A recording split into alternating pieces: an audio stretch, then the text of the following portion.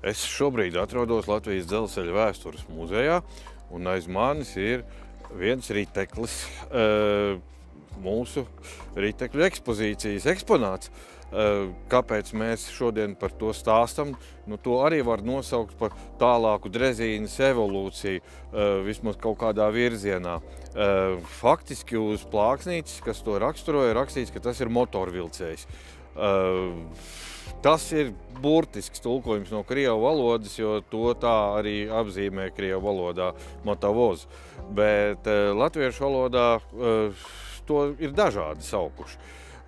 Man vistīkamākais vārds ir lokotraktors, jo faktiski jau tad, kad parādījās pirmās ritošās sastāva vienības ar iekšdedz dzinējiem, to sākumā vispār devē par traktoriem.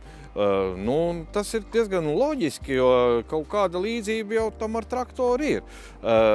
Bet šis jau ir mazliet evolucionējis, un tādus bijušajā Padomju Savienībā no 1946. līdz 1956. gadam izgatavoja sērija veidā, pat es teiktu, diezgan lielā daudzumā 4200 šādu ritošā sastāva vienību saražots. Tā īsti vēl nav lokomotīva, jo faktiski drīzāk tas ir kravas automobīlis uz sliedēm, tikai tā forma jau ir mazliet dzelzceļnieciskāka, bet ar visām tā izrietošajām sekām. Proti automobīlim ir daudz labas īpašības, bet dzelzceļā tas nevienmēr var tikt tā sekmīgi pielietots viena iemesla pēc, ka jaudas pārdeve no dzinēja uz riteņpāriem arī šeit, tāpat kā kravas mašīnām, pirmajām vismaz ir ar mehāniskās ātrumkāpes palīdzību. Un tas, protams, ierobežo šī te braucamrīka izmantošanu, ja tas ir nepieciešams kādu vagonu kaut kur aizvest. Un tas, protams, bija nepieciešams, jo savādāk šim riteklim nav sevišķi lielas jēgas, ja nu vienīgais vēl 6 dzelzceļa darbinieki tur var kabīnē ietilpt. Bet salīdzinoši ar tvaika lokomotīviem, kuras dominēja pagājušajā gadsimta 40. un 50. gados, tam ir viena liela priekšrocība. Nav nepieciešams pastāvīgi papildināt ūdens krājumus, respektīvi to var iedarbināt, tad, kad tas ir nepieciešams, un arī izslēgt, tādējādi ekonomējot visnotaļ dārgos resursus.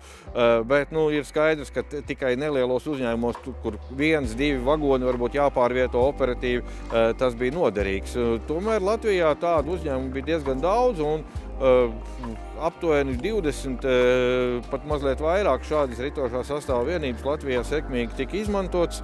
Un šis ir viens no tiem, kurš faktiski tika eksploatēts līdz pat pagājušā gadsimta 80. gadu beigām vienā no Iļļuciema tirdzniecības bāzēm. No turienes tas arī veiksmīgi atceļoja uz muzeju.